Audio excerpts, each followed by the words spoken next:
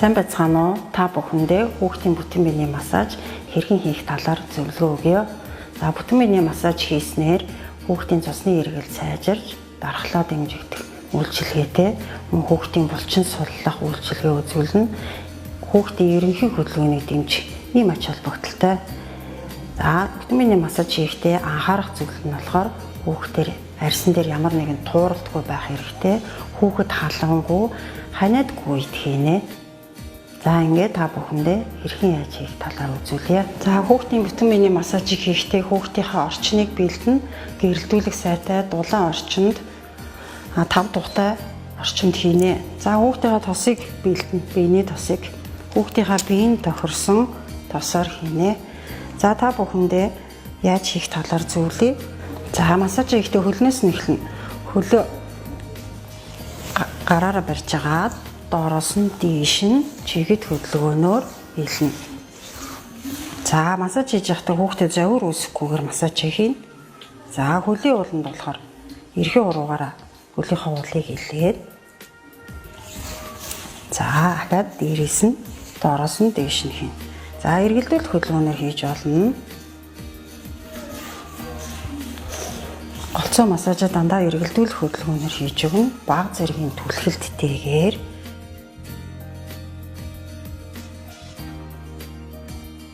за одоо хуруунуудад нь хийж өгнө. Зөөлөн, маш зөөлөн хийж өгнө бүтэн биений массажийг. За мөн адил. Дандаа доороос нь дээш нь. За хажуу талын нь болохоор мөн адил доороосоо дээш нь түлхэх хөдөлгөөнөөр хийж өгнө. За ингээд хөлөнд хийгээд дууслаа. За дараад нь хүүхдийнхээ гарт хийн. За мөн адил тосоо хүрэлцүү хэмжээтэй авч агаад за гартаа сайхан халуун төгтөл хийлээд за хүүхдийнхээ гарыг бариад за мөн адил доороос нь дээш нь чиглэлтэй. За буугалганаас сууны хонхор хүртэл. За мөн адил бага зэргийн даралттайгаар өнгөний илж өгнө. За арийнхын хэсэгт мөн адил буугунаас мөрний үе хүртэл. За гараа эргэлдүүлэх хөдөлгөөнөөр жигэд даралттайгаар илж өгнө. За одоо гарын алганд хийн.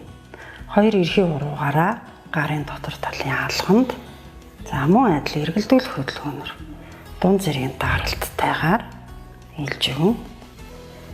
За ингээд 5-6 удаа хэлнэ. За одоо хуруунуудтай хийн. За хуруу буугаас баг зэрэг айжуухан бариад за хуруунуудаа доод хуруугаараа илж өгч чинь.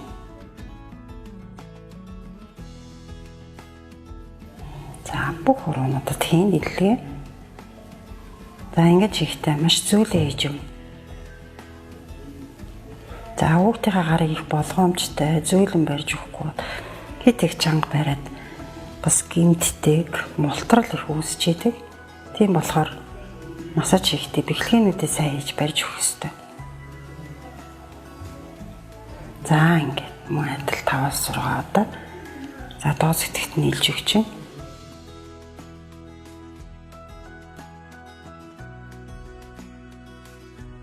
За эргээ дахиад алганыхаа хэсэгт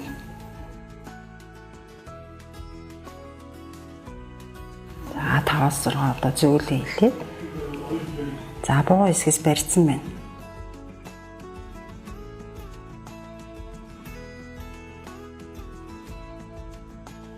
За алганыхаа хэсгийн массажийг дуусаад дахиад мөн адил бууганаасаа тохоо үртэл, мөр үртэл, за арын хэсэгт нь бас бууган хэсгээс мөрний үе үртэл эргэлдүүлэх хөдөлгөөнөөр. За 3-4 удаагийн давтамжтайгаар энэ массажуудаа хийнэ. 2 хөлд 2 гарт массаж хийснийхаа дараа хевлэд хийнэ. За хевлэд хийхээс өмнө адил тосоо хүрэлцүү хэмжээтэй авч агаад хевлэгээ нар зөв тойруулж хийлнэ. За жоохон ингэж нар зөв тойруулж хийлнэ. За мөн адил жигэд хөдөлгөөнөөр 5-6 удаа хийлнэ. За Одоо чэйжэнд хийнэлгээ. За чэйжний хэсгийн булчин дээш нь чиглэлтэй.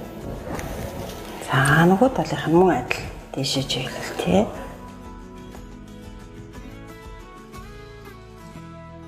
За чэйжийн хэсгийнхаа болохоор хавирганы нуман дундуур зөөлөн түлхэх чиглэлтэйгээр. За энийг бас мөн адил. За хүүхдийнхээ арын хэсэгт яаж хийхээр зөвлөе. За тосоос мөн адил хуралцуу хэмжээтэй аваад. За өсгийн нөөсөө өгцөг хүртэл тосоод өрхөж өгнө. За хуралцуу хэмжээтэй бүх тосоод өрхөөд за хүүхдийн хөлийг ааж жоохон байраад бэхлэнэ. За мөн адил түлхэх хөлөөнөөр дээш нь чиглэлтэй. За хажуудлаас хийж өгч болно. За эрхийн уруугаар мөн адил хийж болно. Массаж хийх арганы олон янз. Эргэлдүүлэх хөдөлгөөнөөр даралттай аргаар түлхэж хийж чинь. За мөн адил эрхийн уруугаар хийж болдог. Дандаа дээшээ чиглэлтэй. За одоо хөлийн улд мөн адил доороосоо дээш нь чиглэлтэй. За хөлийн улд их зөөлөн хийж өгнө. Их мэдрэг байдаг учраас хүүхэд их чочдог. За өсгийн дээр болохоор хоёр тийш нь.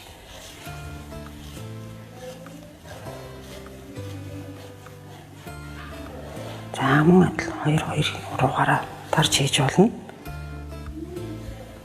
За ингэж хийхдээ ерөөсө талбай орохгүйгээр бүгд орно.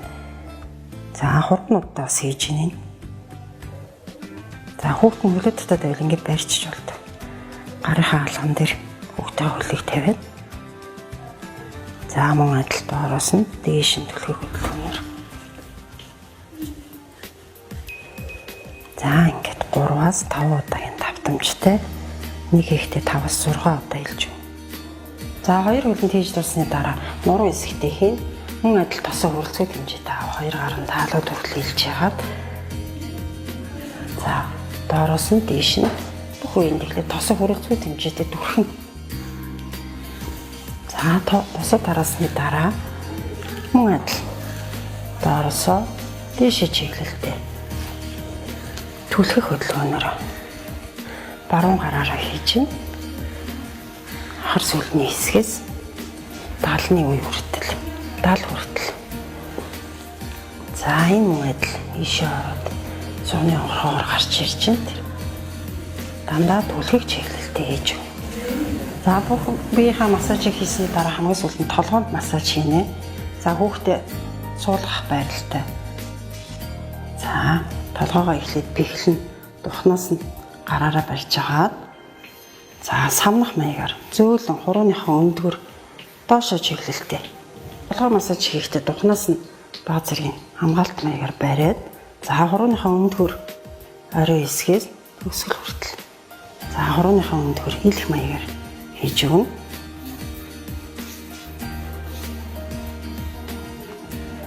Гой сууж байна. За нөгөө талд мөн адил. Дандаа самнах маягаар хурууныхаа өндгөр зөөлөн жигэд илж өгнө.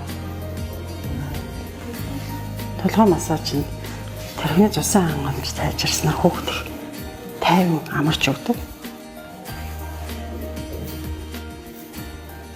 За мөн адил 3-аас 4 удаа.